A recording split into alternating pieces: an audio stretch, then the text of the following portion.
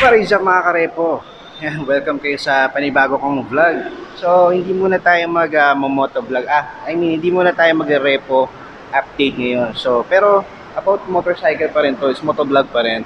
So, nandito ko ngayon sa Motor Trade TPI EDSA. So, naimbitahan ako dito sa kanila. Inimbitahan kasi ako ng Motor Trade at Honda. Yun mga karepo, no? Meron silang ipapakita sa atin. So, sana tapusin yung video ko. Sa mga mahilig magmotor dyan, naghahanap ng mga motor, ang channel na to ay para sa iyo. Kaya kung hindi ka pa nakasubscribe, i-click mo na yung subscribe button at notification bell na sa ganun ay ma-notify pa kita sa mga susunod ko pa ilalabas na repo update or motovlogs. Alright mga karepo, no? So yan, makikita nyo, nandito ako sa pinakalabas ng building nila sa TPI Motor Trade. Yan. Yan, sineselebrate nila yung 25th anniversary ng Honda. So yan, kung makikita nyo, may mga motorsiklo dito. Mamaya ipapakita ko sa inyo yan mga karepo. Alright, so tapusin nyo yung video ko mga karepo, no?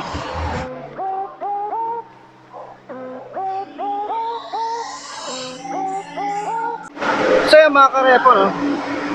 Bago kayo makapasok dito sa press stage, kung makikita nyo, mga motor nila, merong Wave RSX, may PCX, merong GTR 150. Yan, PCX, tapos yung version yan, 160 ng Honda Click, tapos ito Airblade 160, no? So, yan mga karepo, no? Hindi ko natitignan na yung price nito kasi hindi naman repo to, brand new yung mga yan. So, yan yung display nila dito.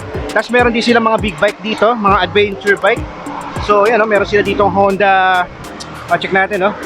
Meron silang Honda CBR 500R, CB500F, CB500X, tsaka to CRF 1100. So yan, yung mga display nila dito. So punta na lang kayo dito kung sakaling gusto nyo mamasilayan itong mga ganitong motorsiklo dito. Okay, so papasok muna tayo sa loob para sa event. Okay, so yan mga karepo, no? Ongoing na yung event dito sa Honda. So yan, papakita ko sa inyo mga karepo.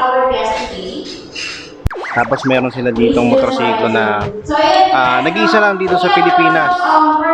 Yan, papakita ko sa inyo mamaya mga karepo.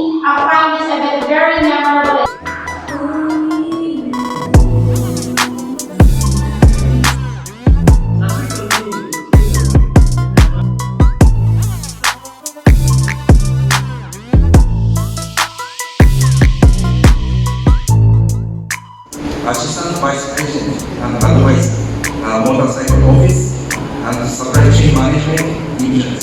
Yung mga kasama namin dito,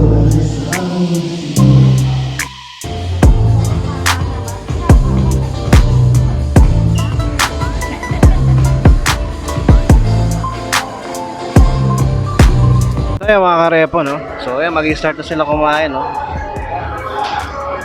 Okay, so yun, may kasama nga pala ako dito mga vloggers din. Si Pops dyan. Ayan, subscribe kayo kay Pops dyan. Kay Motor Rider Life. Ayan. Yes sir. Moto P. Hello. dapat ikaw may message, ikaw pinasikat eh. Ito si sir, anong pangalan ng channel mo sir? Throttle PHI, follow nyo ako guys. Okay, YouTube, Facebook sir. YouTube, Facebook. Okay, so yan, subscribe nyo sila mga karepo, no? Follow nyo rin sila sa Facebook page nila. Okay, supportahan nyo lang kami mga motovlogger. So yung mga karepo, kakain na kami. Kami naman, kakain. Okay, magmamas na ako.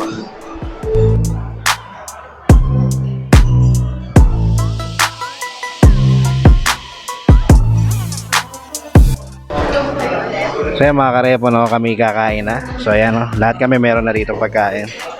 So ayan yung pagkain nila dito, napaka-social. Ayan, no, merong manok, tempura, pansit. Tapos ito, hindi ko alam kung ano to kung anong part to. Baka yata to. Tapos yan, rice. Tapos meron pa silang dessert dito. Okay, so kakain muna ako mga karepo. Tapos mamaya, papakita ko sa inyo yun, no. Ito. Konting sulyap lang tayo dito. Yan, napaka-classic na ito mga karepo, no. Tapos dun, meron silang nag-iisang TMX, no, na gold. Okay, so mamaya papakita ko sa inyo yan. Okay, so kakain muna ako mga karepo.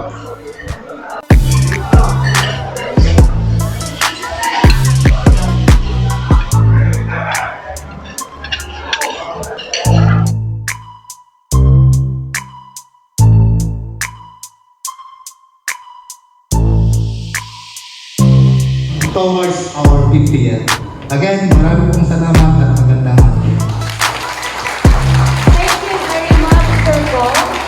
But before we finally end our event today, we have a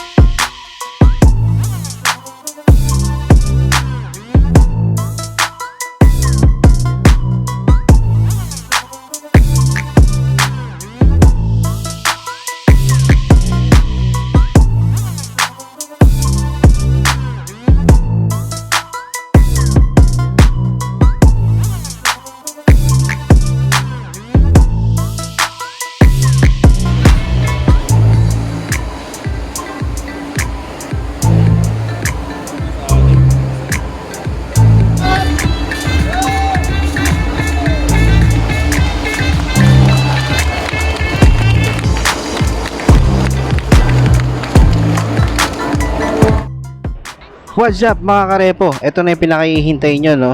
So yan, nakikita nyo yung dalawang motorsiklo na yan.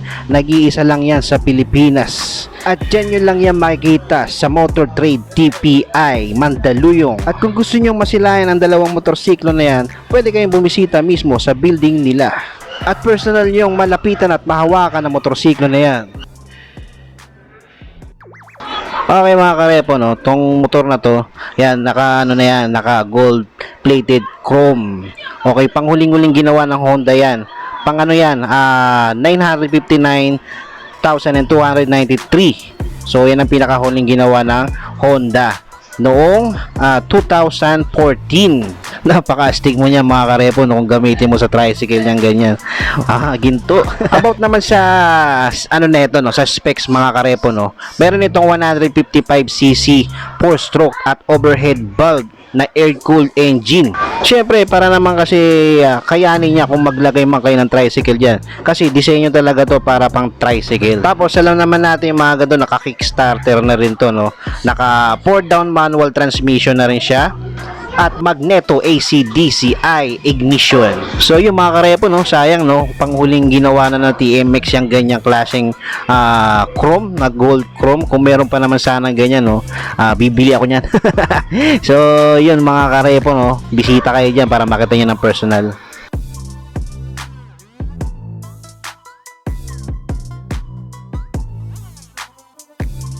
Ito naman motorsiklo na ito mga karepo, no. Ang unit name nito is Super Cab. So napaka-classic mga karepo, no.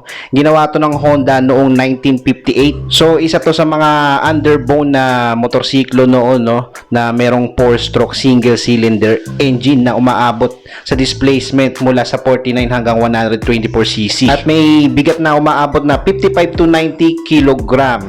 At syempre, no, hindi pa naman uso yung mga disc brake, no. So naka drum brake to, no, sa likod tsaka sa harap. At yun mga karepo, no, ang storya ng motorsiklo na to, no, kaya nandito to, nag-iisa na lang talaga yan dito sa Pilipinas.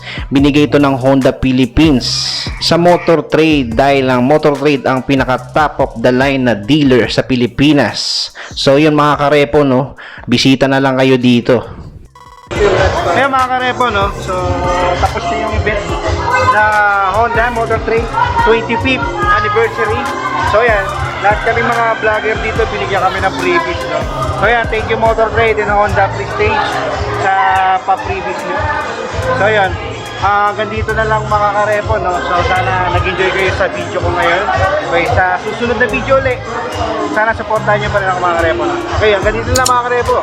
Sa mga mahilig sa motor dyan, subscribe lang kayo. Tapos, pindutin nyo lang yung like and share button dyan sa baba ng video kung magustuhan nyo man itong video na to. Okay, so yun, hanggang dito na lang.